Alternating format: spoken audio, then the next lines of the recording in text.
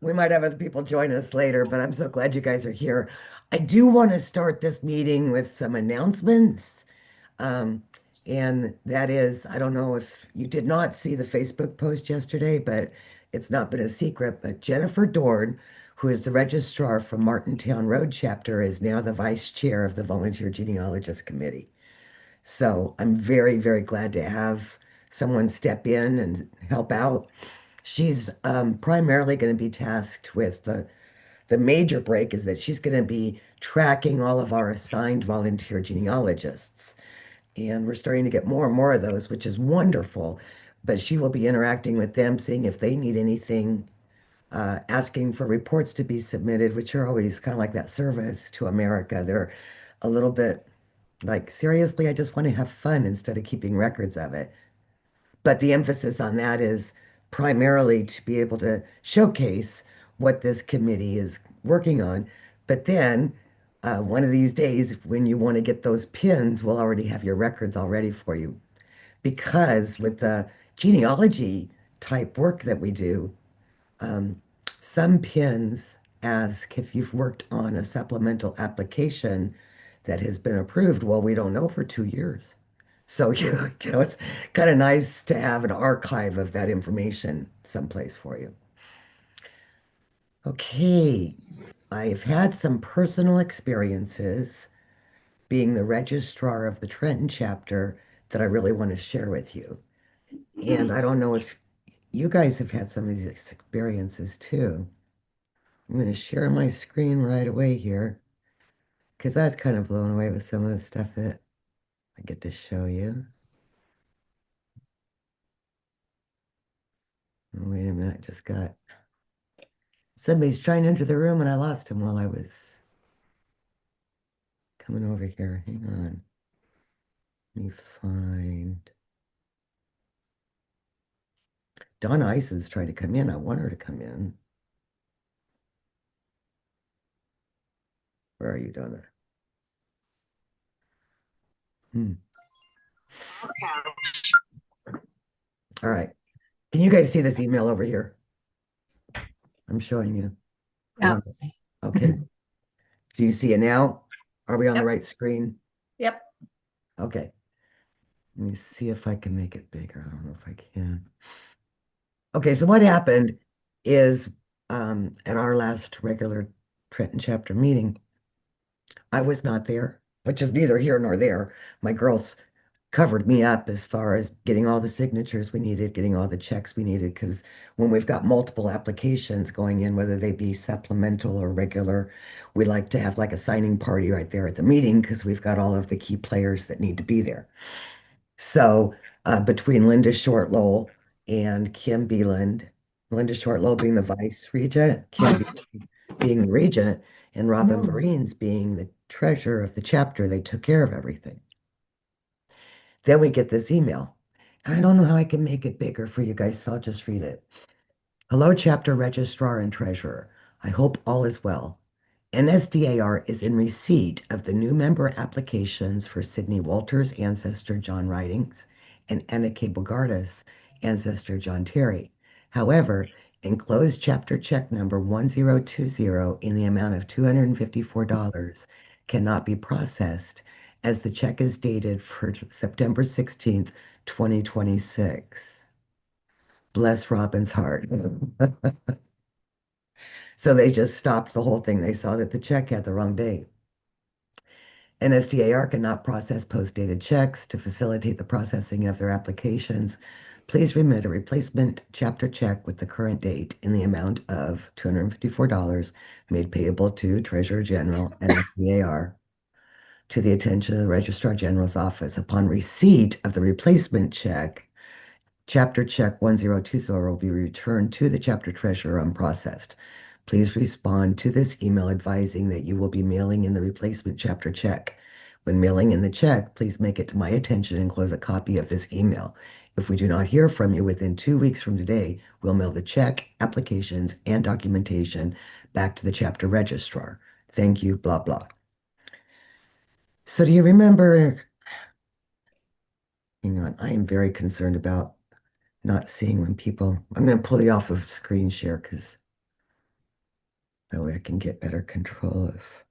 I thought for sure I saw a blurb that somebody was trying to come in.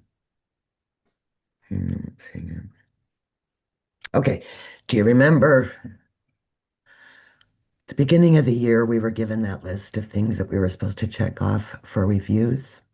When we started the review process, they gave us a check-off list. I'll admit I'm one of the guilty ones that I'm like, got it. I don't need this silly list. You just go through and you review the application, making sure that everything's covered. Well, I'm sharing this email with you because had we had somebody check the chapter check date, we wouldn't have had to go through this. Will I do things differently now? Honestly, probably not.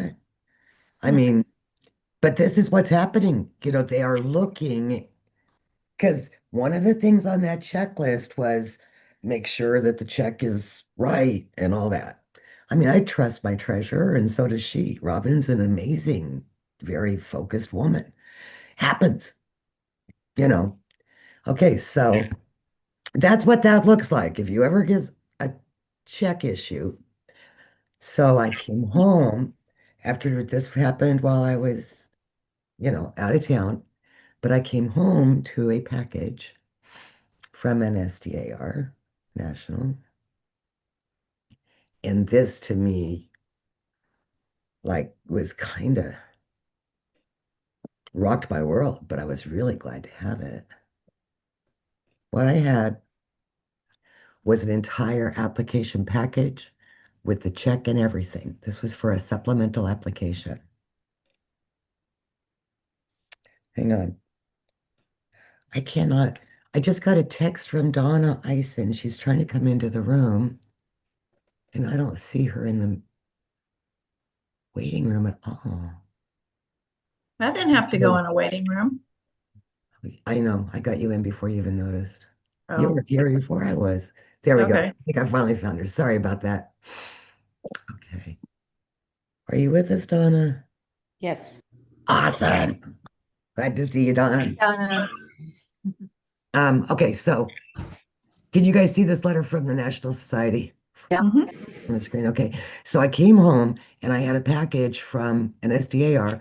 It was a supplemental application with the check, which was kind of scary when you see that they're sending back the check. That means they're not even accepting it, that it's not going to go through the front door. And this list, this letter, this form letter that they checked off the reason why the replication was being sent back. I really wish I had seen this before it came back as a penalty, if you will, because this is the administrative review that they are now going through for every application, supplemental or original. And let's just read through it real quick. I'm going to start looking at this when I am doing my applications because this is what their data entry or first check, whoever those people are, this is not what the genies get. The genies get the application after it's gone through this administrative review. So the first thing they're saying is, per the executive ruling in 2024, the number of pending supplementals per member shall be no more than six. So if somebody's got more than, if they've got six supplementals, they will not accept another one. That is the number one thing on their list. So a person with six in the queue will have it sent back. The applicant's signature is missing from page one, and it must be in blue ink. So again, some of this is kind of reflective on what they asked us to review for the beginning of the year. The registrar's signature is missing from page one. All signatures must be in blue ink. Authorized chapter officers to sign if the registrar is unavailable would be the chapter regent, first vice regent, recording secretary, or treasurer. Now, we do have a couple of chapters, believe it or not, that either don't have a registrar or their registrar has ghosted the chapter. And in that situation, they can still get applications processed by using one of these alternative signatures for the registrar. The fourth one there, our records indicate a different chapter registrar. So you can't say that you're the registrar and sign. They'll be checking to make sure it's the right name of the registrar. The new page one must be signed by the current chapter registrar. All signatures must be in blue ink. Now, see, I know of situations where that's not going on. So I think what they're trying to say there, and I've had this happen to me longer ago, about what, 4 or 5 years ago.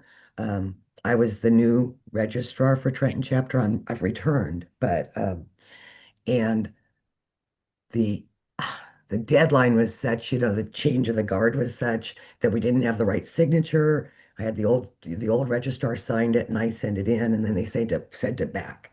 So they're talking about you can have a replacement signature for the registrar, but you can't have an older registrar. They're going to be checking those dates. Member at large supplemental page one must be signed by the applicant and the state regent. The blank cannot attest the applicant signature. Authorized chapter officers to sign applications would be the chapter regent, registrar, first vice regent, recording secretary, or treasurer. Well, I don't know what they mean by the blank. Do you guys have an idea? They're gonna put in their, so let's say you had the second vice regent sign it instead. They're gonna say the second vice regent cannot attest the applicant's signature. Got it. So it has So, to be one of those they've listed on this. yeah, yeah. It's where the Well, they're not, applicant, I'm excuse sorry. me, it's where the applicant signs on page one. Just below that, it Right. says somebody who witnessed the applicant's signature. That's where it is. And the registrar can sign that as well as where they signed. The registrar can sign in up to two places. Because I've had one sent back for that. What was it sent back for, Susan? Because somebody other than the first vice I regent see. or whatever, it was the It was second. the second vice regent signed it. And that's what you're saying too, Debbie, isn't it? Yes, Yeah. in that blank, they're gonna tell you, you had your second vice regent sign it and she can't do it. Only these people can sign it. So See why this silly. list is really kind of nice to have in front of us? Like I said, I kind of wish that, Yeah, why didn't they give this to us at the beginning? Can I mention something about this too, Susan? absolutely. I believe that data entry used to look at a lot of these things. I believe now there's a group of volunteers there that they are doing this. I believe you're right. I believe that those were set into place when they started going through the beginning of this year, the big review and okay, you didn't pass, you got the pre-letters. I believe this is the new pre-letter form that they're using. Don't you agree, Debbie? Uh, Probably. I don't know enough to know about it. I've just read that when they started this process, instead of making data entry people do it, they've got people who you have to qualify. Like any of you on here could probably qualify and you go up there and you work for a week or something like that. Those people who are trained on applications are up there doing it, not the paid data entry person Right. anymore. And I do believe it's a volunteer position too, Debbie, when you say It is, but they pay some expenses, I believe. when they first came out with this review process, I did put my hand up and they're like, we'll let you know. So I mean, yeah, they've kind of got some cream of the croppers, I think, honestly, that have been around for a while. So it, I think it's interesting. Okay, so let's go through the rest of them. By all means, if you've got questions or comments, Debbie, I appreciate you breaking in like that. Okay, so the next one here, I believe, is missing the DAR national number and name on the reviewed by. Do not forget this, girls. You'll get it back. Now it can be any member, but they must be completed by two members. They don't sign it. You just need their national number and name. And then we've got dear Clay Client with us, and her first name is Keela. So I don't always put down I put down Clay sometimes, I put Keela sometimes. So they haven't sent anything back by that. They can look and see. They're at least making some decisions there. Date and place listed on generation blank must be listed on the correct line on the lineage page. Did you get that? Mm-hmm. Date and place listed on generation 3 or whatever must be listed on the correct line on the lineage page. So it must be missing the line. Or All, it's in the place, maybe. yeah. All generations must include a date and a place, birth and death, for both individuals. In generation blank, add the date and birthplace or death date and place. According to the Genealogy Guidelines, Part 2, page 17, a date and place of birth or a date and place of death is needed for every individual in the lineage from generation 4 to the patriot ancestor. Please submit documentation to fulfill this requirement. So if I put a birth date and a death date on generation 6, it's coming back to me. Right, without some sort of place. Okay.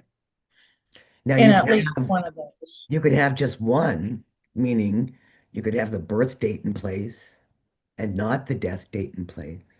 Right. But what I'm saying is if I don't put either place, if I say they were born on this date and they died on this date, but neither one has a place, it's coming Right. back with this box checked, right? Absolutely, that's what they're saying. Yep. And that's what they've been saying for a while. I've never had one come back, but I don't know, Debbie, if I just kind of pay attention to that. I don't know if anybody else in this room has had that happen. Speak up, girls, if it has. What about the probably South Carolina or whatever state?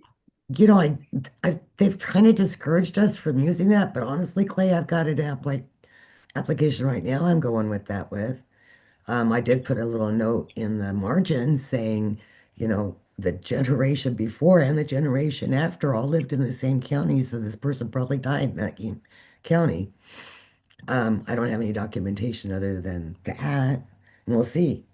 That's kind of the way I feel about it, because I mean, you've got somebody that South Carolina, South Carolina, South Carolina, South Carolina. Yeah. But you don't have a date of where they died, like the females.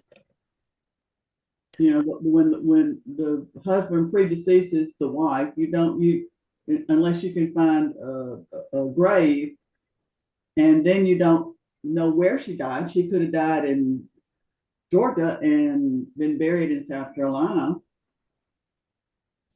And I'm we're able to put buried wherever that person was buried. right. I just did worked on one that he lived in South Carolina. He moved to Savannah, Georgia, at his last days, and he died in Savannah, and then he was buried back in South Carolina. Yeah. Back in McCormick. So, Well, I've got one right now that I'm tying into an old application. And this family this is the same one I was talking about. The generations before and after were all in Perry County, was it Pennsylvania? Perry County, Pennsylvania. Well, in the GRS, it shows that this husband and wife both died um, probably in Sacramento, California. I'm like, that's just kind of odd, you know. And so I dug into it and I could find the 1890 veterans schedule for Perry County, Pennsylvania, where the wife was listed as the widow of the man's name. And so I am challenging what the GRS says, and I'm saying that he died before 1890 and probably in Perry County, Pennsylvania. I feel good about that. You know, um, But where did the Sacramento come from? I have no idea, Debbie. I mean, I looked back through the previous applications and it just kind of showed up. And some of that stuff didn't need a lot of documentation a long time ago. I'm tying into a 700,000 members original application. And so that's not as old as some of the others, but still it just doesn't, it looks like that Sacramento came earlier and everybody bought it and didn't challenge it. But we've got more records available to us now. So, I don't know that the 1890 census was ever considered something to look at for them. But anyway, let's see. Okay, so the lineage page 2 is incomplete from the applicant to your ancestor. That would be a problem. The ancestor's generation must include a date of birth. Yeah, see, the ancestor, Debbie, going back on what's required, the ancestor has to have a circa at least date of birth. That is a requirement. And we also have to have a date and place of death. And again, you get that far back, And you're ending up with circas that you could kind of guide a person to understanding where you came up with it. You know, like they must have been a certain age if they were a private, or if they, served in that capacity, or if you've got a deed, or, you can say it, at least they were the age of contractual, they were no longer a minor. And then we have to have something for, again, a circa and approximation for date and place of death. So the reason, check this out, and we'll go back to it, but I want to stop right here and show you. The reason that this whole supplemental application came back to me is that the lineage, page 2, the child's name on the said line of generation 8 is missing. I am not dissing the DIR when I say this. I'm just saying this is amazing because I know without meaning to, I've had this problem before. So I'm kind of glad they called me on it. I'll show you. Here's the application that was submitted, the lineage page. And so right there, now, actually, what I've noted, I don't know that I've ever left it blank, come to think of it, but what I have done is not brought it down. So the Build-An-App, when you use Build-An-App, if you've, whatever you're tying into, it's going to use whatever that particular application that you're tying into, child's name is right here. So you have to always remember to go in and update this field manually. Well, I, for whatever reason, just didn't do anything. And this is the reason that the whole application was returned. So Build-An-App threw all that other information in there, but not the name of the person. Usually Build-An-App on this one would, as you can see from these little lines, Debbie, Yep, in the yep. date, that's the Build-An-App shortcut or shorthand. So I put in everything up to this. I think I must have actually deleted the child's name that was in here because usually Build-An-App does do that. Oh, And I left it blank. This went through 2 reviews, and this is a supplemental application, and the member herself reviewed it. This is a no supporting document supplemental. Does that make sense? Mhm. Okay. So it was just a paperwork shuffle only. And there were 3 of us that looked at it, and not a one of us caught this. Now, I'll tell you what, I have learned since this that I go through and I check. I've got a new look. I use check marks, the verification marks that they've taught us in the genealogical guidelines. I use and they work. But now I'm checking off on these names here. Is that name right? Is that name right? Making sure, because you get burned once and you learn. So what I had to do was just type in the child's name there. I mean, we got 3 generations of William Mott. It wasn't really difficult to do, and typed it in. I didn't have to get signatures or anything. It was just on that page. I did tell the reviewers and the members, like, this is what happened. I'm really shocked, but now we know what an educational experience this is. So just so you know, be aware. Susan, I got a question. clearly somebody went in your computer and erased that name. That's what Just, it was. it couldn't have been you. I I know I've been guilty before they started getting strict. So I did a workshop where everybody got to touch applications, and they were ones I had done, and I got permission from the members' applications that I used and all the supporting documents so that people understood what applications look like. And sure enough, there was one on there where I just did not change the name of the child. But the genie that approved or verified it changed the name of the child. It's not that hard, Yeah. but they're just not messing around anymore, girls. You know, Susan, I got a question on that application. yeah, You said that was all the generations were previously proven, right? correct. Should you not have put in the dashes and the dates? The way where I come from, Clay, is that if the computer generates it, meaning the Build-An-App tool builds it, don't mess with them, but don't put them in if you're the one typing the information. So It's short. that whole application was from Build-An-App? You didn't put anything in? No, the whole application, the Build-An-App part, Debbie, was just this bottom generation. Or Oh, the, okay. okay. What Clay's saying is if this was a no supporting document supplemental application, then that meant all of this had to have come from the GRS. Okay. Okay, so I did type all of this stuff in, but it all came from information given to me in the GRS or on the member's application, as this case was. And I've been told different. I've been told, if it's a proven generation to put the dashes in to tell the genies that it is a proven application, Well, which makes sense to me because like I've been reviewing some other applications here recently, and on some of the proven things, some of the dates have changed, and so that by putting the dashes in, you can see immediately what's new information that doesn't have dashes and should have documentation. Yeah, but if you put the dashes in, what's to say that you didn't, mess it up maybe on purpose or not on purpose? So I could and I see think why, that's where I go to, Debbie, is like, I could see why they wouldn't want you to put the dashes in. let's see, let's go down to, I've got the genealogical guidelines open here. And let's go down to where they're talking about the verification marks, which I think is, this is a really good point to bring it up right now, Clay. Let's get this resolved. I agree with you. Who agrees with what?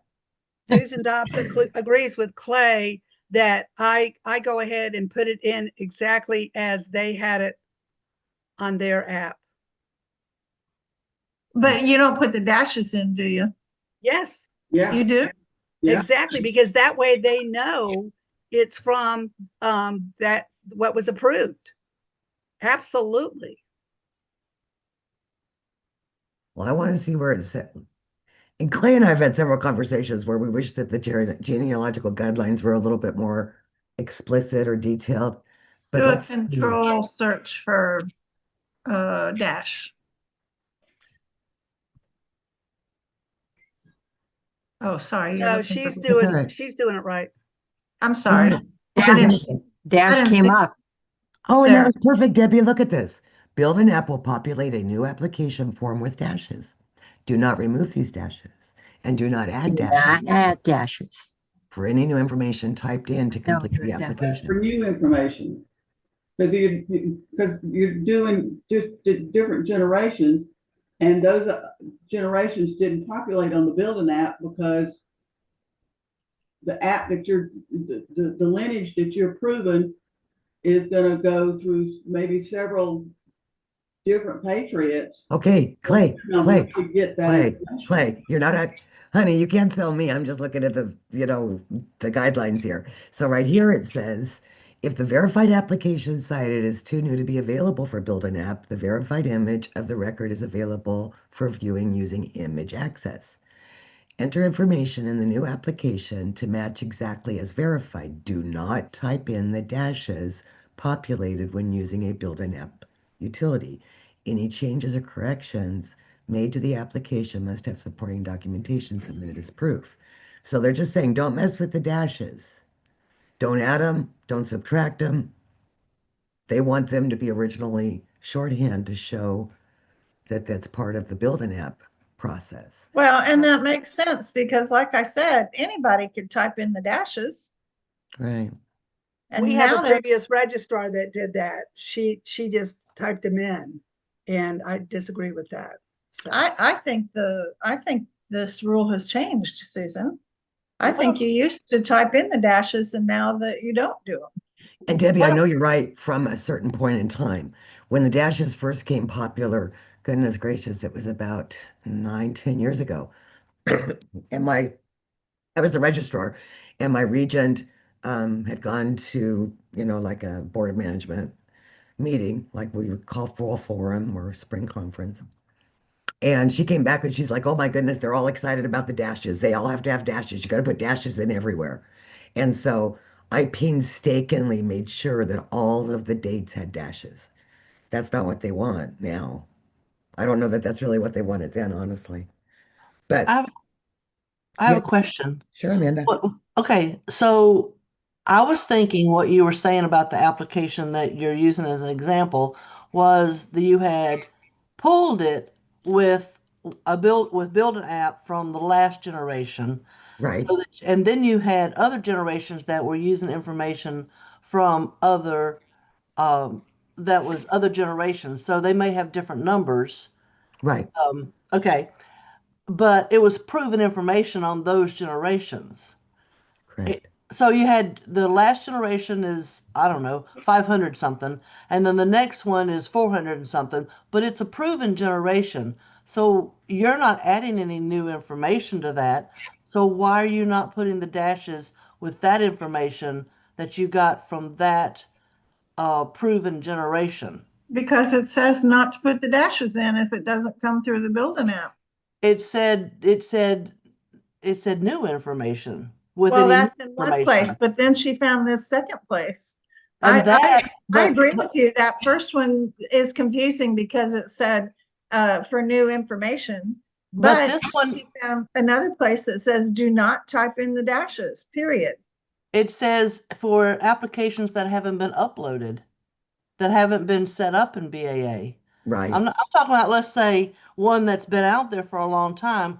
I have one right now that the ancestor is a patriot, and then the daughter marries a patriot also. So now I've got an ancestor's number is one number. I've got the daughter who married this guy.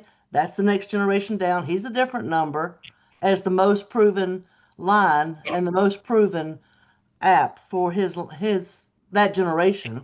And then the son, there was another person that's the most proven. Each one of those are the most proven until I get further down closer to the applicant. Sure. But all of those are most proven. All of them are in BAA. It's just that I pulled the application for the original Patriot that I was pulling, and I've had to go in and look at each one of these different generations to see the information for that most recent. And that's perfectly the right way to do it, Amanda. Yeah, I mean, But that's what I was saying when I was looking at this. Unless I have new information, the dashes. the way I look at it, and I will go out to the doc and ask, but the way I look at it is that if I type anything, I don't type dashes. If the system types dashes, I don't take them out. Can you go to the next indication of the word dashes? I agree with what y'all are saying right here, that says new information, but clearly it says here, do not type the dashes. Do not type in the dashes populated when using the BAA utility. And Period. then and on Period. this one, they're saying, even if you're tying into the most recent application and it's not yet available, and you have to go and look at the verified images using image access, don't do the dashes.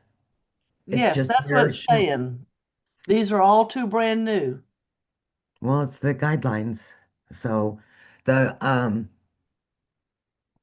you talking about the guidelines are brand new, Amanda, or No, no, that's what they're saying on that last one that you were talking about, you had on the last screen about the dashes.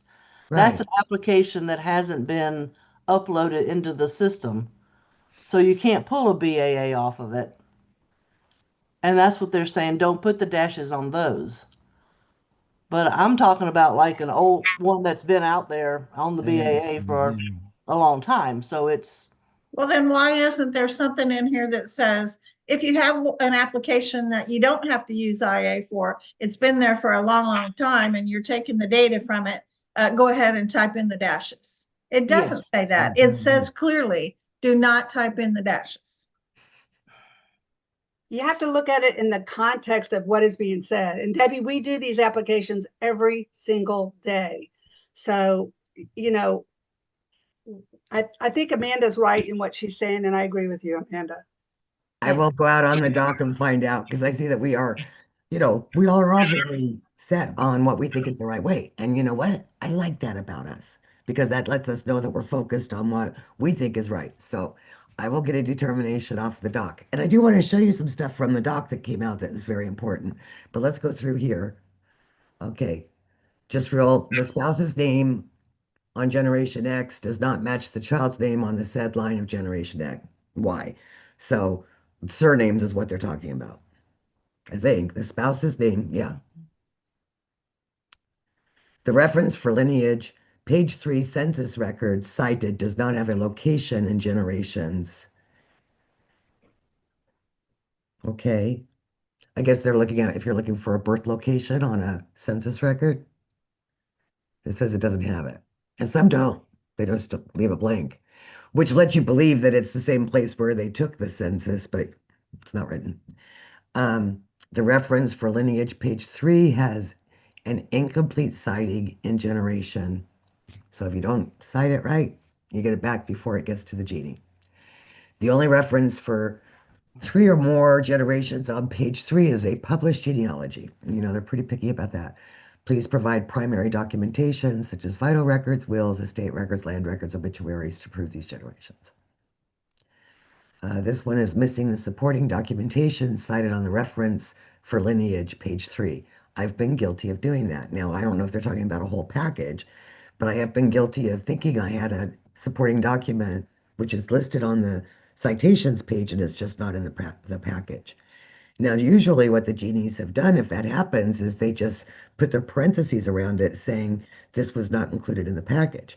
Looks like right now they might be saying, so we're going to send the whole thing back because it's not doesn't have this document. I don't know that, but that looks like that could be an option.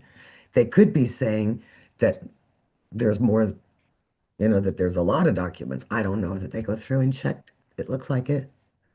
The supporting documentation submitted was not cited on the reference for lineage, page 3, on the generation it pertains to. Do you guys get that? No. If you put the citation in the wrong generation, they may send it back. Or you have it in the packet and you don't list it on the form. So if we're going to help one another by doing reviews, we got to keep our eye on all of this. This is why I'm so glad to have this checkoff list. I really wish they would have shared it other than in a penalty situation. Well, what's interesting is they say about the blue ink, but yet the actual forms that they have online that you pull say black ink. What forms are you talking about? The checklist that we review for applications very clearly says use black ink, but we Wow. know it's blue ink. And I it told says you. it on the supplemental form too. So they don't keep every single item updated as much Okay, as well, in a here's perfect the world. list of what they're sending back to us. So Right. I think those are your more current checklists, but we don't have those yet. Just saying. yeah, I told you I'd kind of walked away from that review list, and I, you know, because I like doing a more thorough review than what that list was asking for. But here we go. The Yeah, I do a resident. complete review and then I do the checklist. I have not been doing the checklist as So, much. yeah. The resident's source of service is missing on page 4. That is a big bad no-no. I mean, that's kind of a big deal. Please submit documentation to prove the resident source of service of your Patriot ancestor. This information must be typed on page 4. I'll tell you what, with Build-An-App, that's one of the things that we really get. If we build an app to the Patriot, that page 4 populates.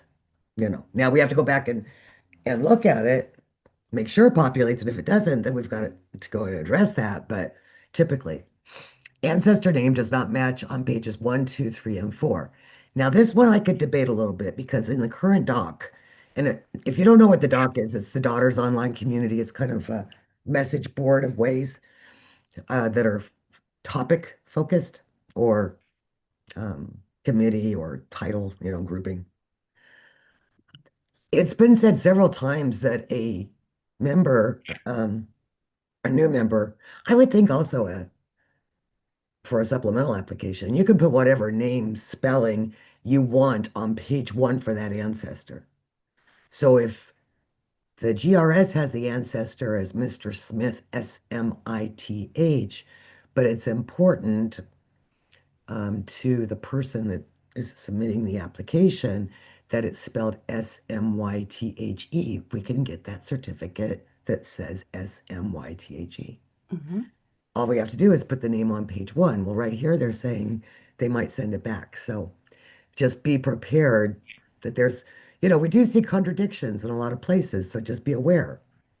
It doesn't have to be a game stopper, but excess documentation was submitted. Please review the genealogy guidelines and only submit documentation which prove the dates and places on page 2, along with documentation to prove the resident and service of your patriot ancestor. Okay, water damaged and or stain supplemental applications. They'll send them back for that. And there's an issue on this right now on the doc system, you guys. It looks like there was a lot of them that got wet after they got scanned and they got sent back. But the scanned images are clear and crisp. And so it's just like, well, who got them wet? Yeah. Right. Mhm. So the submitters are being asked to resubmit because they sent in water damaged applications. We've actually got a girl in South Carolina that was accused of that. So it's interesting. Application must be original and cannot be photocopied. Applicant signature must be original and cannot be photocopied. Chapter officer signature must be original and cannot be photocopied. Plain page blank printed format is too small. The application must be printed in the correct legal format to fit the entire page. And on that same line, it says signatures must be in blue ink. Go ahead, Susan. Susan, what I found is, you know how sometimes when you're doing copies of application just to have a working copy, Oh, how you print it on short paper. Well, what happens is when you go to print this off, if you don't click that little box down at the bottom that says legal size format, right. I've had a page sent back for that. Just one page. Just that a whole air letter came because Okay. one page I had done it as a review and I just didn't reprint the whole big page. Okay. One Yeah. page. So you have to click that box when you go to print down at the very bottom. You have to click legal size on that. So it's formatted for legal size. Susan, I appreciate hearing I'm not the only one that's had stuff sent back. Thank you for sharing that. Oh, several. But that's how I learned. That's how both of Yeah. us learn. Yeah. Susan, Yeah. Susan, Yes. I had a supplemental sent back, or we did that, said that I had to write down information about a proven ancestor's residence, which when the ancestor's proven, the patriot's already proven, you don't have to write that down. But they asked for all the proofs again. On the new on the It Build-An-App. wasn't a new application. No, on the Build-An-App, it will sometimes not populate the residency that's known, and sometimes it will not populate the service. And so you have to redo it because it's outdated. It was on there, Susan. It was So on we've the had app. some sent back asking for information that's on the app. So So and it we had didn't- one zealous, and I think it was one of those screeners that you're talking about that's a volunteer that actually went and did some research on this person, came up with an Indian link that was not previously addressed, which is fine. But it was like, but we had already answered the question. The information was Lorraine, am I missing anything else? No. I mean, it was Yeah. ridiculous. Yeah. So we just do it. Yeah, you can't argue with them, but they're No. not making sense. We just got to do the best we can. Yeah. I mean, and that's kind of what our job here as a volunteer genealogist is to do, is to try to stay not above the standards, but to understand them to the best of our ability by going through things like this, by having an understanding of what other genies in the state are going through. I think that's important, Okay, let's see. The top bottom of page blank is cut off. The application must be printed in the correct legal format to fit the entire page. That makes sense. I mean, and again, in a good review, I would think that, well, it depends. I mean, I know that most of the reviews, if not all of them that I do, are through electronic. I mean, I email them back and forth to people. Is that what you guys do for reviews? Oh, we do them by hand. I don't, we don't, No, we yeah. get them to each other in person. And Okay, then we talk about them if we need to. Yeah. I've been doing all mine. Even Clay and I live in the same town, but we email them back and forth to one another. So We're like a half mile apart. So we'll walk or she'll we're drop not it by further. or I'll drop it by. Yeah. Okay. Um, all supplementals must be prepared using the current PDF version of the DAR application form. The current form version, which was revised in 2024 and released in 2025, is available on the member's website. Please resubmit pages 1, 2, 3, and 4 of the application. The new page 1 will need the applicant and chapter registrar signatures. All signatures must be in blue ink. It doesn't say there that it needs to have 2 reviewers on that. They missed that, didn't they? But I'll bet you they'd find it. And missing page blank blank with this submission other. So for this reason, we are turning your supplemental application and check. Honestly, when that check fell out of the envelope, my stomach hit the floor. I was just like, that's never a good sign. I don't care who you are or what you're trying to give them a check for, you know? No supplements, they send the entire packet back. They don't keep any of it. So I guess I'm shaking my head because that's what happened, but didn't know that. And again, this was a all no supplements. supporting document supplemental. So I didn't have any supporting documents to come back because there was none submitted with it, you know? So I just thought that was, if you want a copy of this, send me an email and ask me. I don't mind sending it. Yeah. Yeah, sure. Yeah. Um, it's kind of hard for me to be running this end of the show and then also trying to keep notes. So if you want one, just let me know. Speaking of which, and I will be sending it out anyway, Susan, after this meeting, but Susan Dobbs is going to be doing a presentation for us Tuesday on newspaper research. And she sent me a handout for it. So I'll be sending out a email either this afternoon or tomorrow or sometime soon with the link again for that and with the handout attached. And there might be a lot of people that get it, Susan, that won't be coming to the meeting, but you're okay with that, right? Okay. All right. The I'm other going to thing, have several stories with good, mine to prove a point and to show how to use it. So I'm going to demonstrate great. each of the sites, not every single one, but most of the sites that are on there. Okay. I'm And a looking lot of them forward are free. That's even better, isn't it? Okay. So, do you guys have any questions about what we've covered so far? Go ahead. What's the how do you access the Daughters Online community? Let's go ahead and do that because that leads me right to the next thing I wanted to show you. That's tricky. Because I Here, looked for it and I couldn't find it. here, do you guys see the Yeah. chapter registrars? Okay. So Oh, this you is have to be a registrar? no, this No. is the chapters, Okay. chapter registrars segment. Some people say it's like Facebook and the way it's set up. I don't find that it is that much, but I guess I can buy into what they're saying as far as this is the chapter registrar's page, So you Facebook. need to show them how to get into I that will. because it Right. took me a while to figure all that out and how to find those forms. Well, thank you for asking, but right now I wanted to, Yeah. why I had this already pulled up here is the Okay. next thing I wanted to share with you guys as far as information from National. I think was very good on the doc, and we will talk about how to get into it. We get these, I believe Marcy Carter Lovick, and she is our new president. What do they call it? Registrar General. I like her, you guys. Amanda, she was running the GRI last year. Right. It Sweet was person. great.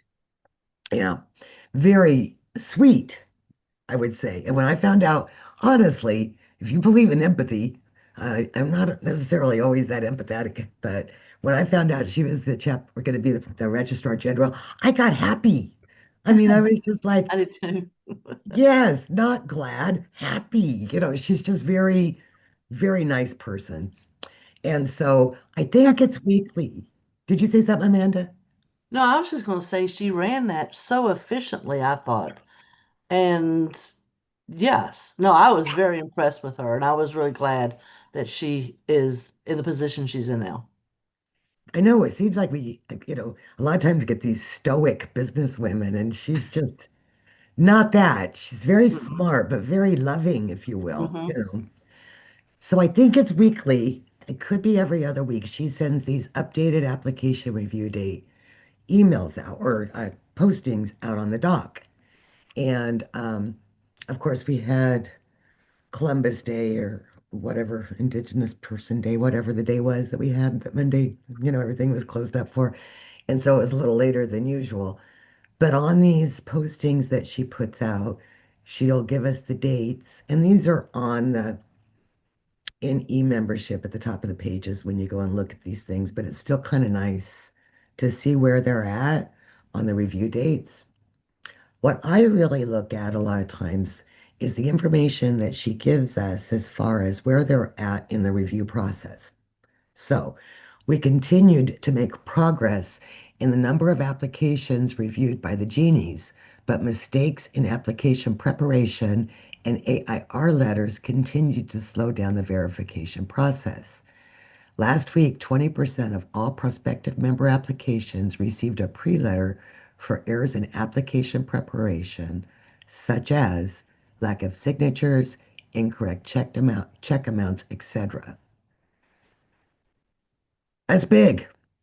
And you see, she's not saying you're not doing research very well. It's down to what we just looked at as far as the administrative details and the lack of signatures.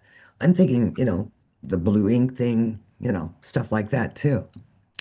21% of all supplemental applications received received by data entry were returned to the member for corrections of errors in application preparation. And we just saw one of those. You know, that one that I showed you counted within this 21%. These are the type of issues that can be caught by a second reviewer before the application is submitted.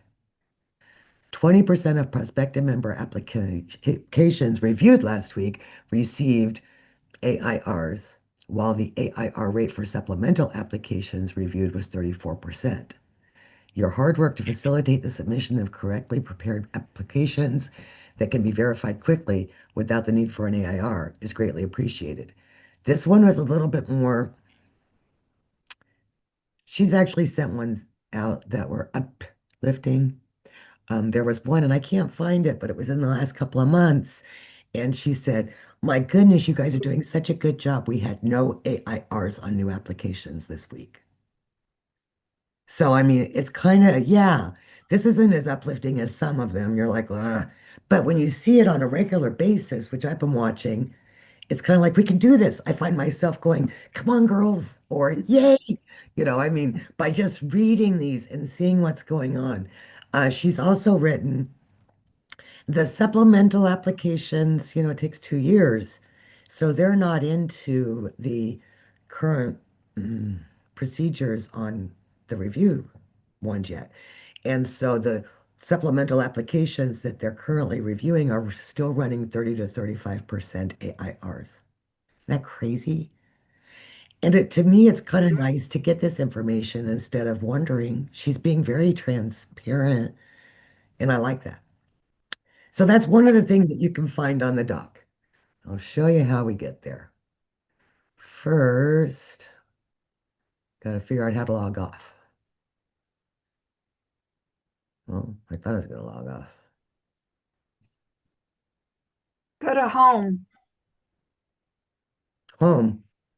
Yeah. Or the DAR logo. Try that. It's just going to take me back to the DAR, I think. Oh, maybe not. I want to log off so I can log in. I'm usually logged in, can you tell? There we go. Log out. Okay, I'm just going to bail so we don't have any of that sitting open. And now I'm going to go to, I'm going to go to the members website, not the e-membership. One of these days, we're going to have a meeting that we talk about what's image access and what does it look like. Thank you. That would be, yeah. Okay, so I've already logged in. Is there anybody that does not, and it's okay, is there anybody here that does not know how to log into the members website? Okay. If that's the case, I'm already in the members website. I've logged in by putting in my state, my chapter name, and my member number. And then I go up here to member community. And that's what they call the Daughters Online Community Doc. See, Daughters Online Community. Thank you. And then I just sign in.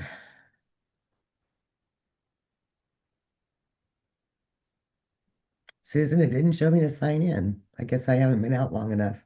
But you just put in your membership number and your password. And if you don't have a password, it'll help you, it'll give you directions on how to get the password. Okay. I see a block saying getting started, so I'll just do Yeah. that. Yeah, absolutely. Getting started shows you how to sign in, how to change your email settings, how to set up your profile. And I encourage you to. Makes it kind of fun. Now, this is my doc. So all of everybody's will have, I clicked on communities and everybody will have this list. So it's broken down into genealogy, member engagement, service, or special committees. And all of the committees within the DAIR fit within these 4 categories. And so the ones, of course, that I'm the most interested in are the genealogy ones. Mhm. And these are the ones that come up here.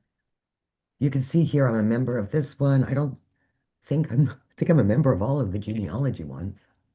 No, the Patriot Records Project Committee I am not a member of, so I could join that one by just clicking on that button. But if you'll see here, chapter registrar is not one of the committees under genealogy. So let's look at committees again, and here we've got one called chapter officers.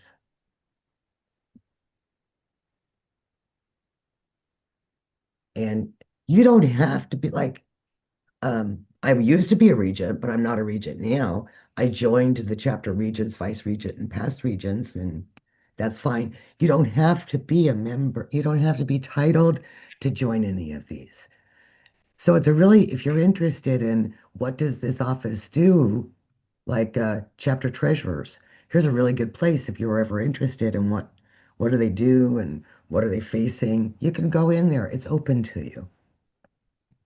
State and chapter historians, parliamentarian, but of course you can see I'm part of the chapter registrar, and that's where we were at when we looked at Marcy's posting. Now it was a little while ago, like a week ago, and so I wanted to find it today, and I went out on Threads, and here you can see what the different topics are.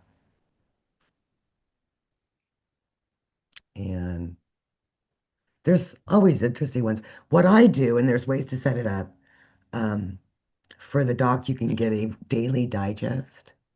And so for the committees I'm interested in, I ask for a daily digest. And when I wake up in the morning, it's waiting for me. It hits my email at about midnight. And so as I'm drinking my first cup of coffee, I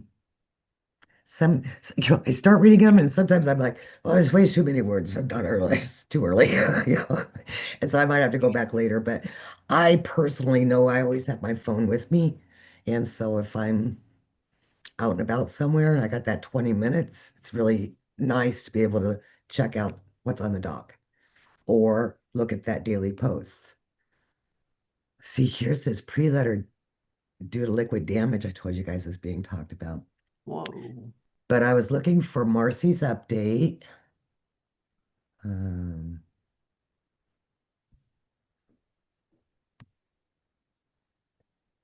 and I did find it.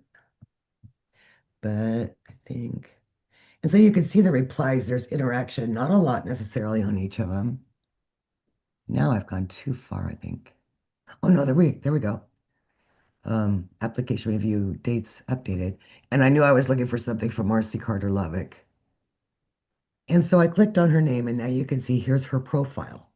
And so if you're interested in the person that's making a response, if you want to check out where they come from and what's their background, this is our president, our not president general, I keep saying that, registrar generals. So She has hers pretty filled out, and of course with her picture and all that. Of course she should. But so that's the doc. Are there any other questions? Yeah, isn't there a separate website, a separate area on the website that go back to the main page that you go to the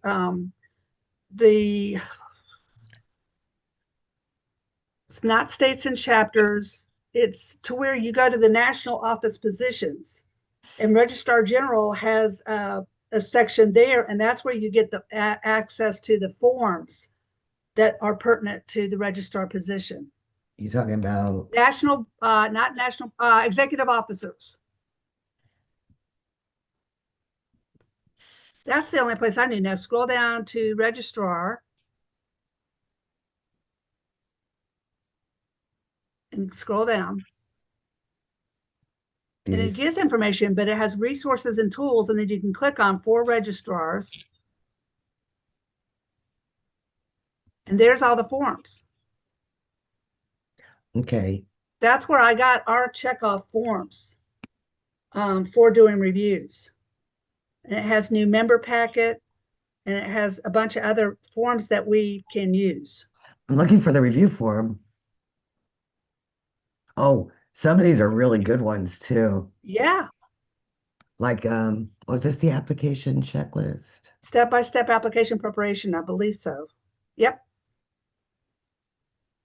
That's what we've been using, but you can look on it and you can, they changed They it. The did blue change one. it. Oh, look I at was looking for that. that, Susan. Yeah. Finally. You know So we what? need to This print is, new ones off then. I wonder if they added more stuff they to sure it. did because the first one was only like a page and a half. Remember, Donna? Because they used to have the where you signed off on the confidentiality statement. Wow. Thanks, So how Susan. did, What's So the how did date you- on the bottom of that? What's the what on the bottom? The date on the bottom? It says March 2025. Okay. But you know what? I've not seen this one because I was very disappointed with the first one that they had. And the reason I called out on Donna right now is the one thing I thought was important about it was the confidentiality statement that you've looked at this stuff and you're not going to share it with anyone. And so she did some reviews for me and I was like, I need that signed and sent back. And anymore, I'm not even asking for that. It's probably not good, but they're not asking for it on this form either. So. They asked twice for it in the past week for me to sign that. Oh yeah, I got that. for the image Yes, when I access. went to Yes. log in, I had to sign it too. Yeah. Mhm. So are they going to do this every time to hit us over the head with it, or? But I No, had to do it twice. I don't think I think that they've done some updates to the website and it was just Okay. time for everybody to do it. And also with the new, even though it's not that new anymore, but the new national administration, I'm not surprised. They're just trying to clean house and keep things up and up. That's good. Yeah. Nothing wrong with that. That's the way I feel. But the things in blue are changes, apparently. Looks like it. Or else they're trying to show you what the color blue looks like.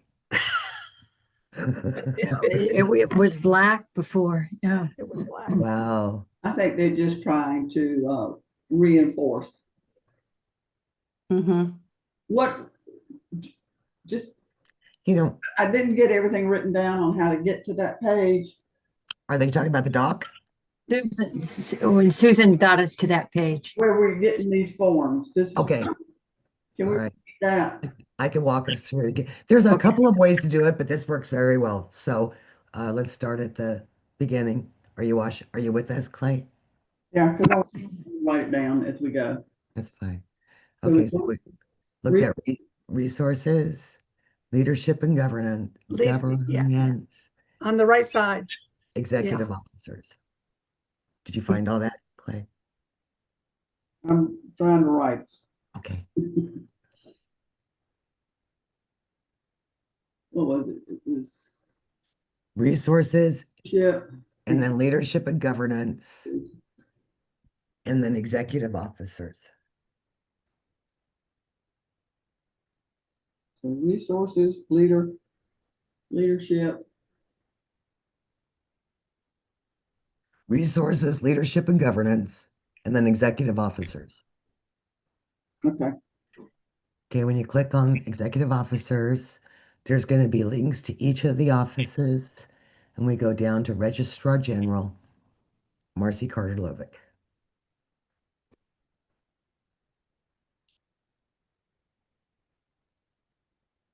Let me click on that. And then off to the right, there's resources and tools. Or you can just scroll down. Yeah. And they've got all kinds of forms here. Yeah. I I've was just looking because for the updated application last night, because I was seeing on the image access that there is a line for the link. And I was wondering if that's on the new application or is it just because it's the Build-A-App that it's populating there? the line for what? Confused. Line for what link? The link. Yeah, there's a line there on a couple of the really new applications, the 106 numbers. It has a line that states link. Now that might be just part of the Build-An-App or, their internal stuff to because they're also electronically doing their check marks now, Okay. instead of handwriting stuff on it on the newer application. Of course, I can't see the application itself, but on the page 2, it looks a little different than what we've been getting before. Do you like it? Yes, I did. Yeah, I liked it, but I can't find the form. So that's why I'm assuming it's not the form that we submit. It's the form that they generate after they've reviewed it. I don't know why it's different, but it's different. I have a question. So sometimes I'll roam around on e-membership, if you'll go in there for a second. And I understand not everybody has access to that, and I have no control over that. No, But when you're looking at a form like Clay's just talking about the copy of the one that's been reviewed, that they do not let you print off, but I want to look at, that's the image access, correct? right. Okay. So Because I've just it's gone been in. hit and miss on me finding that, and I didn't know if there was a path on how to get to those. The difference is going in through e-membership. If you have Right. access to e-membership and you have access to image access, because there's some people that don't have image access, but that have access to e-membership. I understand, but how do you get to those forms on e-membership? Okay, so we are at the GRS. Look at us. An hour into the meeting, and I said we were going to be doing a deep dive into the GRS, and we finally hit the front door. So here we are at the GRS front door. And this is a compilation of databases built on previous applications, most of it. There's a database on ancestors, members, and descendants. There's also some really good stuff down here, girls. And if you've got or image access, you've got more available to you in any of these other databases also. Okay, so you should check it out. So right now we're just let's go ahead and use member. And I'm gonna put in mine.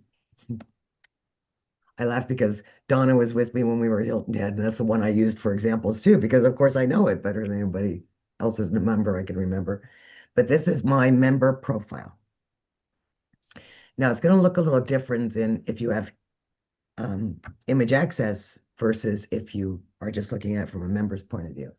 Because right here you see images, and here you just see descendants listing. Now a descendants listing, number one, they're listed in alphabetical order. Do you see that? I'm blessed with Y's and Z's, and then Lee is the first one that you'll see with starting with the letter L. But it's just typically what you would see as you're going into any members, access to it, with all of the lineage that builds up to the Patriot ancestor. And then there's another way to get to the same card, which is the ancestor profile. But this is just to make sure that you know that this is for that particular application. So if I was to go to Lee, the same Patriot, here I would get a different font. This is the image access of the same application.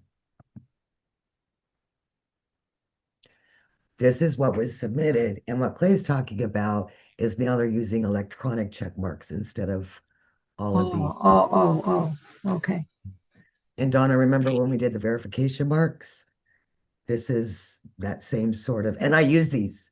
This shorthand, they have in the genealogical guidelines, part 2, and it works, and I use it, and I love it because I know that it works, and I know what I'm going to do every time I review an application, and that's whether it's mine or if it's somebody else's. I still print it out and do this. These words between each of the lineage links, it was the between each of the generations is the lineage link. What was it that was used to prove that this was the parents?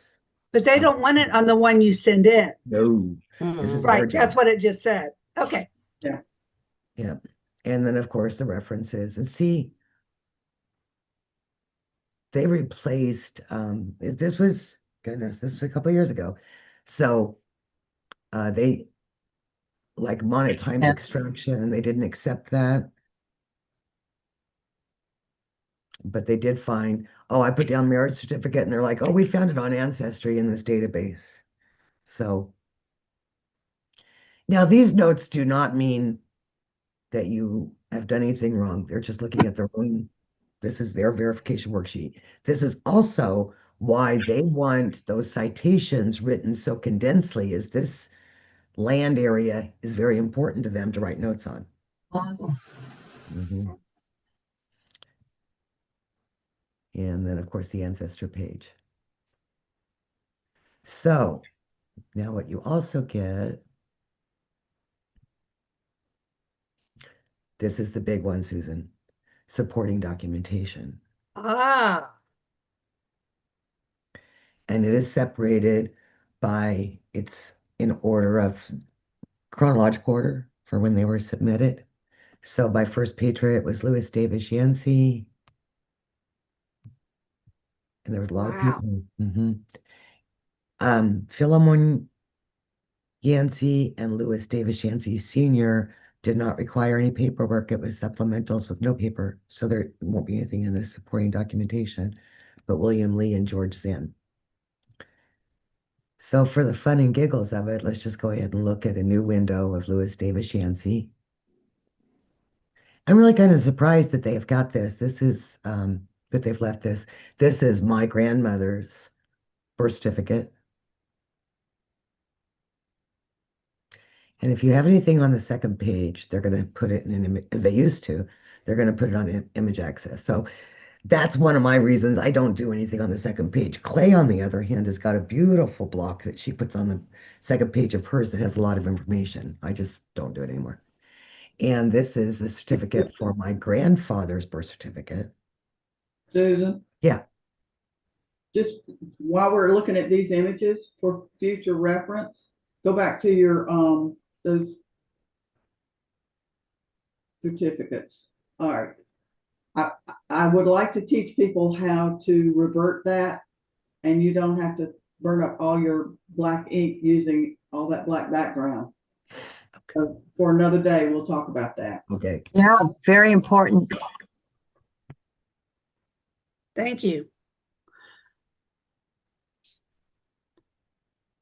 This was, I think, pretty sure. You know, I joined 12 years ago, and I don't think Find a Grave was as popular as it is now.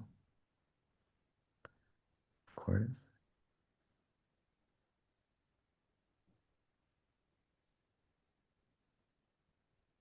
Because they're not showing the transcript with it. Mm-mm. There wasn't a Find a Grave memorial number either. This was my grandmother's obituary. I don't even, does it even show obituary, Daily Sentinel, Grand Junction? Yeah, Opal Marine, Freestone. So did you transcribe that article as Mhm. opposed to showing a copy of the article? Did. So that's permissible. Back then, that was 12 years ago. But is it now? Yes, it actually is. Um, I was reading on the doc this morning, somebody was recommending that to someone.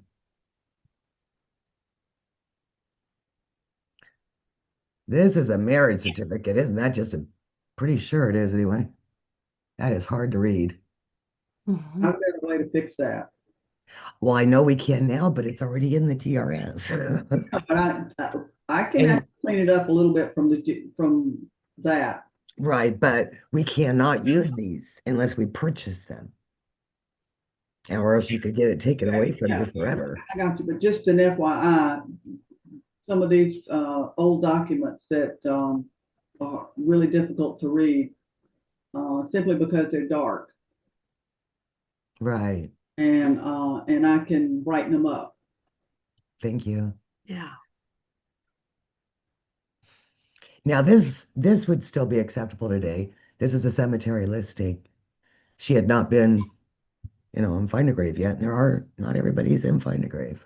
So I actually like some cemetery listings, especially when they're not in surname alphabetical order, because it shows family groups together that are buried together, and that can be very significant.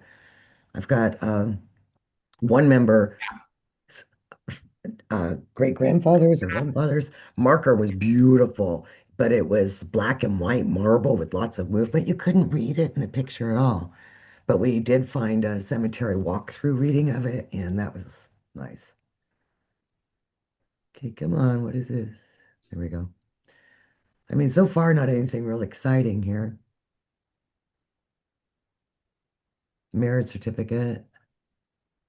I know, it's dark clay. This was kind of cool. This is a Indian War pension. The widow's claimed for it. It's really kind of funny. So William Stopp was a good old primitive Baptist guy, married many children while he ran off with the town hussy, and that's my line. So the pension file ended up being massive because the two widows fought over his pension. And Nice. yeah. Hey, it needs to be interesting once in a while because we get so much, routine stuff. I've got some stories to share in my presentation that, Good. oh, they're shockers. Now, see, I would never submit this today. I would submit a picture of the census, but not a transcription from Ancestry of the census. Even if the census is not really legible. I would send the picture only. Yep. Really? That's me. Wouldn't you send both, like the Yeah. transcription and the document? Nope. I would Clay, send a what about picture of the you? census. If it's illegible and I'm going to transcribe it, I'm going to put the illegible picture in there as well. Thank you. Thank you. The genies are pretty smart, and they've got big screens that they blow it up on. So it's not like they're just depending upon the paper that you send. So we don't have to do the transcription. You don't Well, have I'm not to. transcribing everything like I used to. What I was trying to say was I don't transcribe everything like I used to enlarge just the generation on a census record so that they could read it and I would transcribe it, but I just put the whole image on the page now. If there's something specifically I want them to be sure that they notice, I might add a little table with that kind of matches the census record and just to make sure that they can read it. Because I mean, when I'm looking at it, I'm gonna blow it up huge so I can actually see what it's Right. at. And so are they. Yeah, and they will too. Yeah. So I'm looking at a lot of this. What I did on this, there's 64 pages.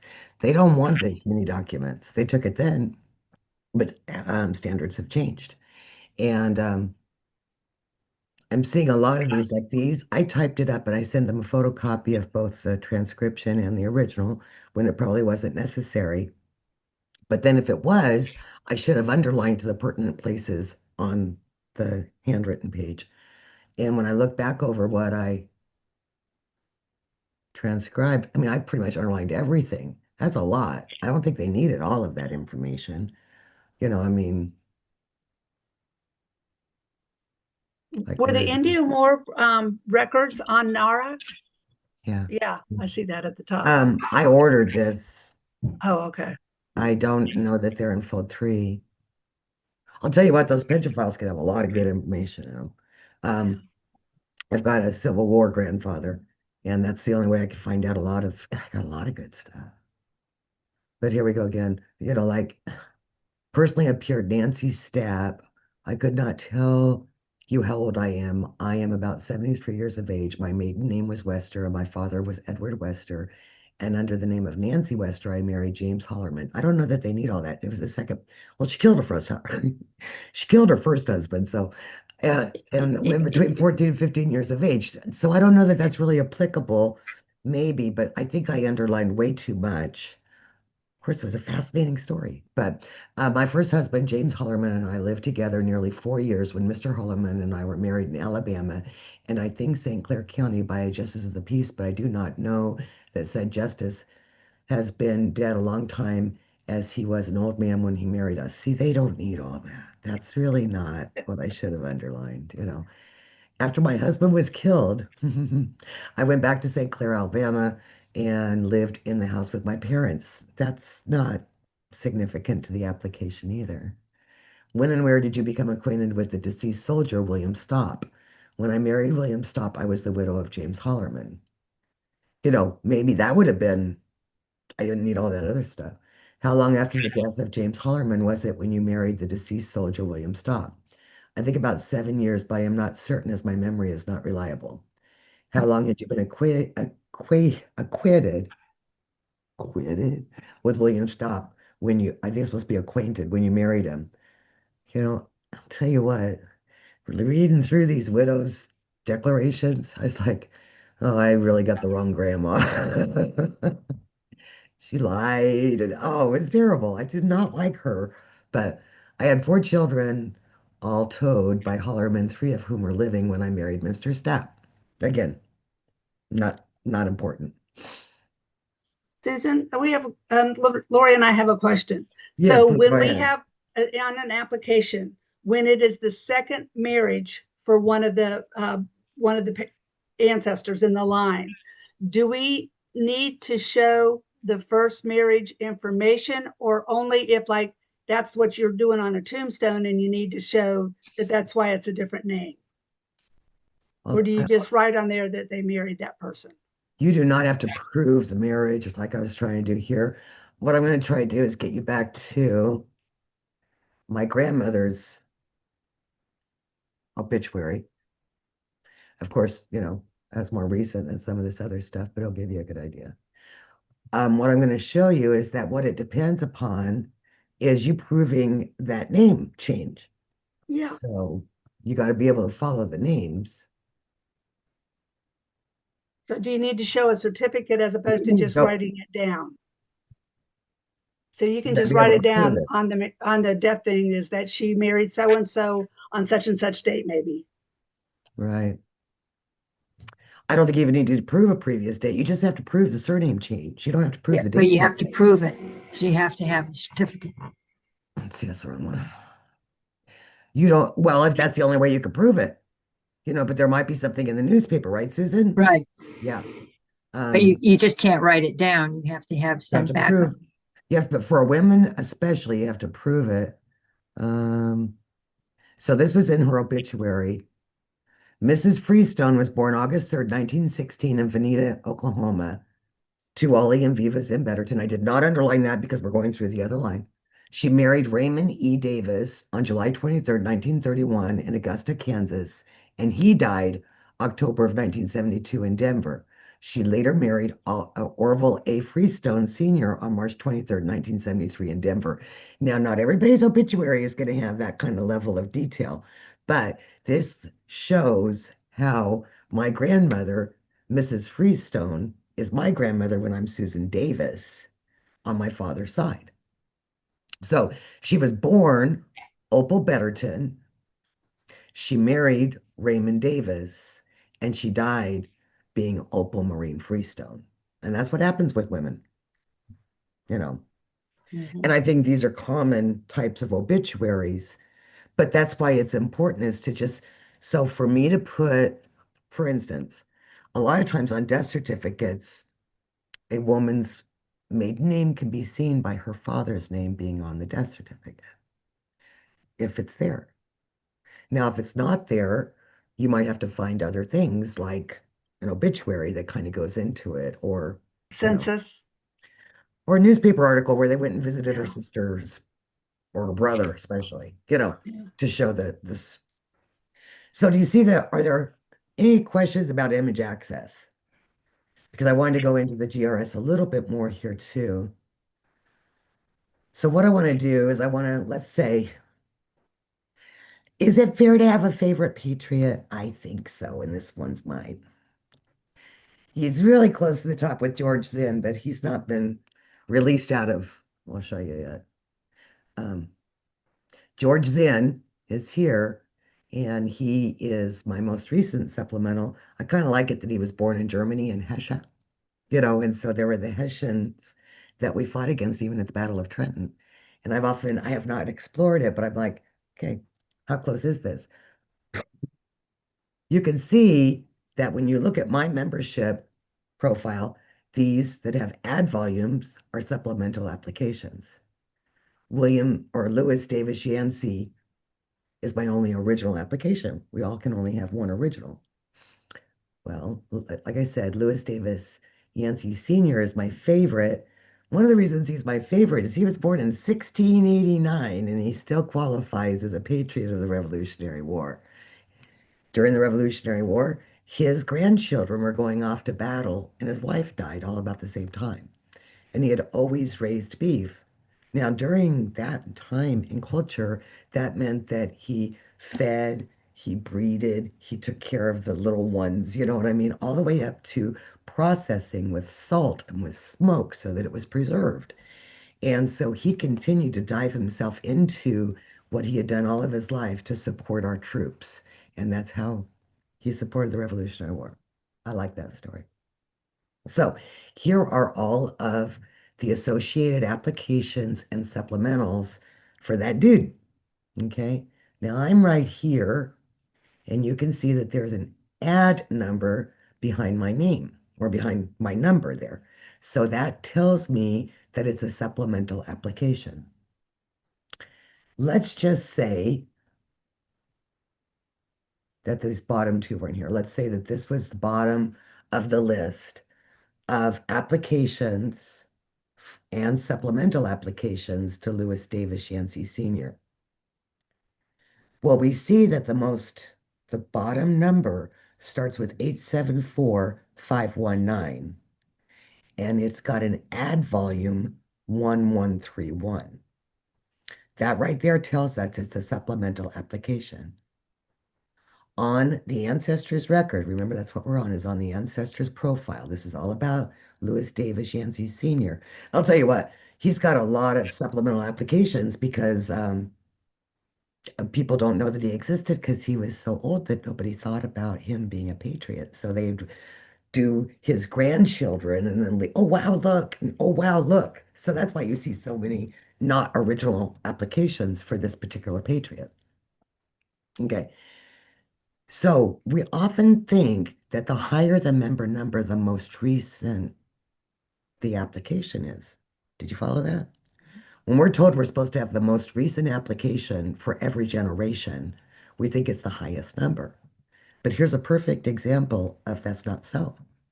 It's the Because ad volume. the ad volume, yep. And we have no control of getting those two numbers to line up right. You know what I mean? You can't just tell by the ad volume. Unless you've got just for this one, you can see that 1131 is higher than 1114. But what if you don't have an ad volume? Well, it's a different child. Okay, that's a good point too. But also, if this was the whole record for Lewis Davis Yancey and you thought that senior, that this was the most recent one, then you might build an app from there. But I Right. mean, look at this even. This is a pretty high number and it's already a supplemental application. So that would work for others, but I'm just saying, but you have to have the same connection. Right. And these are going through Philemon. This is going Right. through Junior. So even in this, though, Susan, we've got 874519 for Junior, and we've got 932029. Which one's the most recent? The ad. Mm-hmm. Yeah. So you can't just tell by one of the ways, let's see, trying to think of the best way to do it. Okay, show you this. One of the things I've done, I wasn't feeling good this week, but I wanted to dink around on the computer. And so I started pulling up my chapter members that are fairly active and throwing them through the GRS to see how many simple supplemental applications we might have because we got this contest going on, you know? So let me see if I can. I'll show you what I did, and I'm encouraging all of you to do this too. It's not cheating. It's kind of cheating, but it's not cheating. Okay, I'm trying to get over to, and this would be for if you've got full e-membership. So for registrars, especially Amanda and Susan, what I'm doing is in these reports over here, you can go to online chapter applications and supplementals. So as a chapter registrar, you can look at everybody's application, which is good. I mean, that's fine. There's absolutely That's nothing what wrong. I was talking about. Yeah. Okay. So it's under reports. It's under, is that what you, when were you talking about that? That's great. Yeah, it's under chapter reports, online chapter applications and supplementals. Now, Donna, you might have this kind of access too. And Julia, Julia's coming in as an assigned volunteer genealogist also. So I don't know, Julia and Donna, if you would have access to a chapter's, yeah, I don't know how that would work because to be an assigned volunteer genealogist, you're Yeah. assigned to a different chapter than your own. So you might be able to do this on your own, which is still fun. Okay. So I actually went through the chapter roster, and you can do the same thing there. Let me just show you here real fast. There's one way to get to it. Then the other one is going through the chapter roster. And so I went through. That only works for the original app, not any Mhm. supplementals. I don't think so. Watch. Okay, so here's me. Yeah.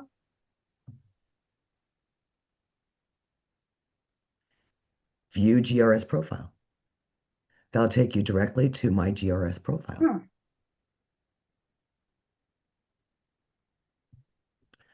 Okay, so let's see. I looked up. Oh, here we go.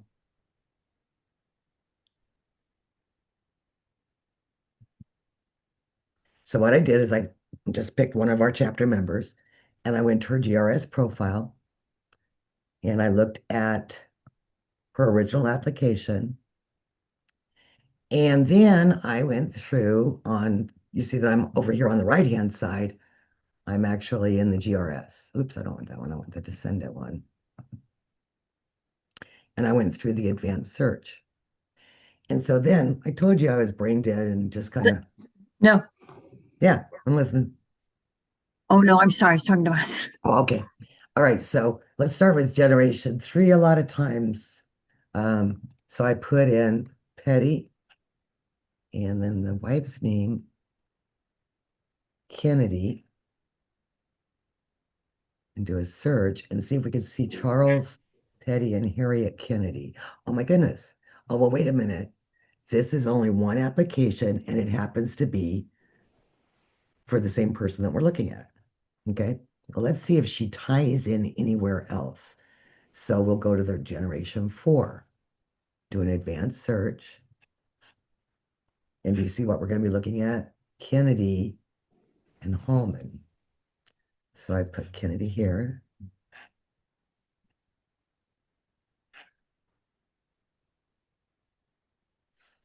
And search.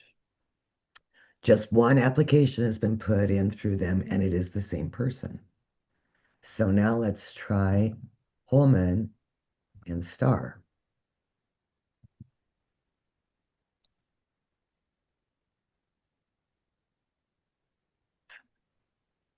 Wait a minute, we've got 2 now. So there's 2 here. And one of them happens to be our dear Clay Clyett that's with us today. This is her cousin. And this Charlene is who I was looking at. But it looks like Charlene could also tie in to John Holman, her original Patriots, Mary Holman. When you look down here on her lineage, we see that her patriot is Mary Ann X Holman, but her son is John Holman, and he's also a patriot. So she could go in there and claim John Holman with a no supporting document supplemental application. What we would do is we would go to the ancestor number, John Holman. We would look for the most recent application. Now we're tying in through John Holman's child. It's already been proven is Elias. Well, it's right there. Of course, this is Clay Client with us. And so I would go to the descendants list.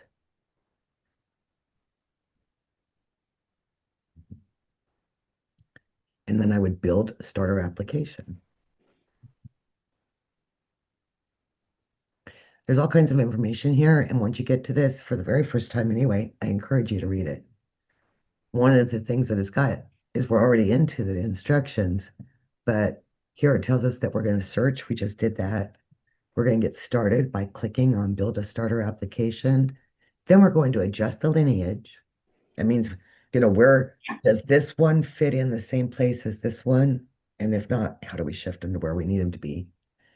And then which generations do we get rid of so that we can fill in more generations or more information?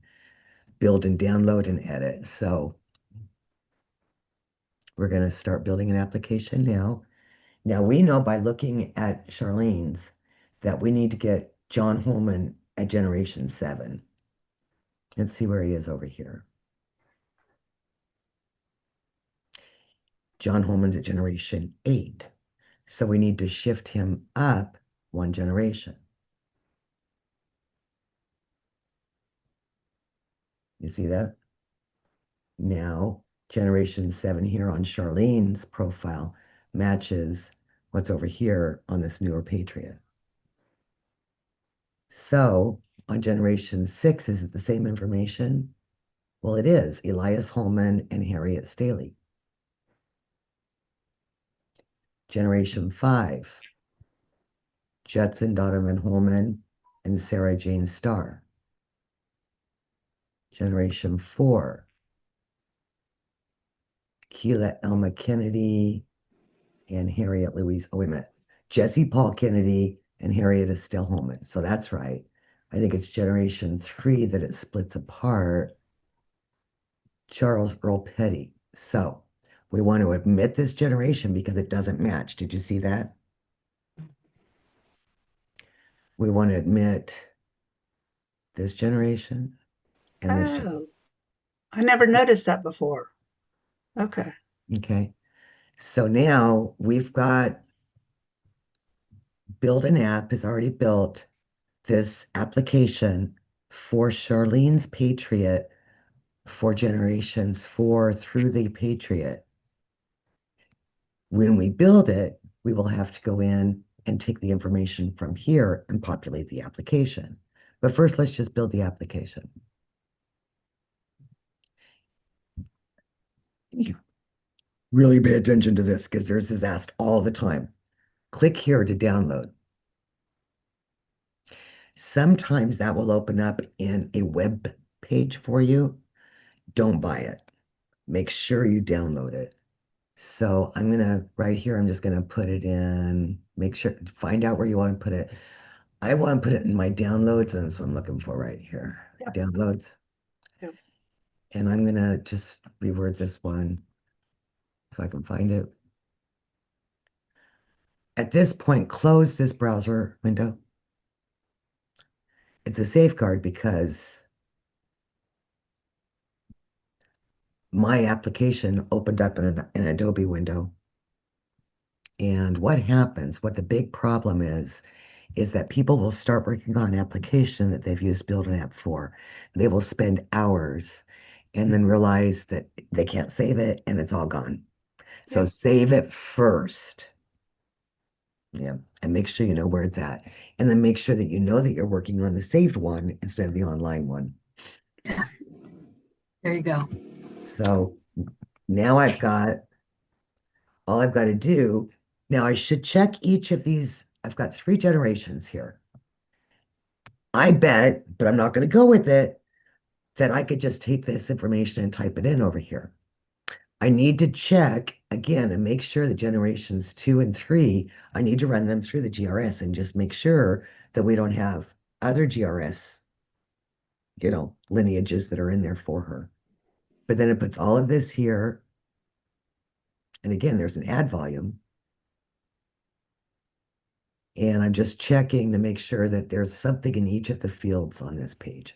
And there are.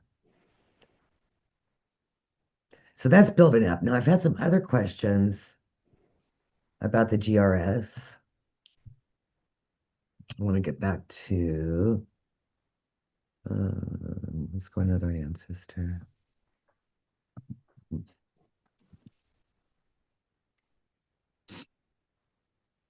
I'm going to go to an ancestors page. Let's go to Zen.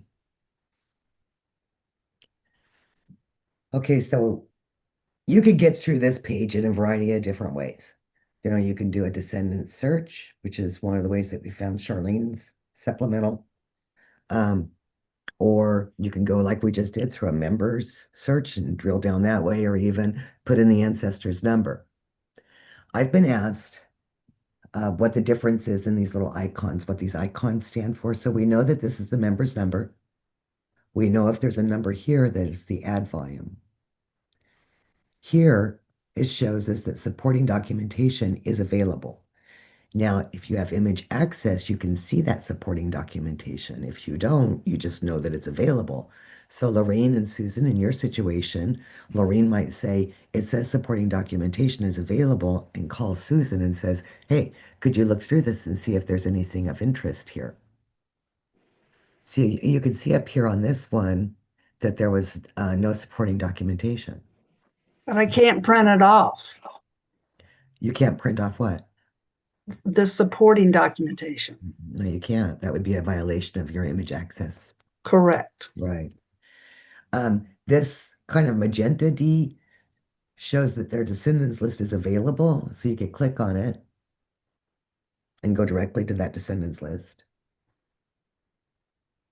And on mine, because that's me, it's got a different color. It's a little bit more of a blue color, and it's a list is available for this member, but not this ancestor. So if you go and look at mine, you'll see on George Zinn on the descendants listing, it's an add volume that has not been uploaded yet. Okay. Now, that means if I have image access, I can still go through and look at the actual application and see any of the marks that they have to make or any of the notations that they made. Okay. But the descendants list has not been added yet. So on something like that, the reason I'm addressing Susan and Lorene, for those of you in the room that don't know, they're in the same chapter and they help one another out. One's lineage research chair and the other one's chapter registrar. And so you have different rights with that kind of.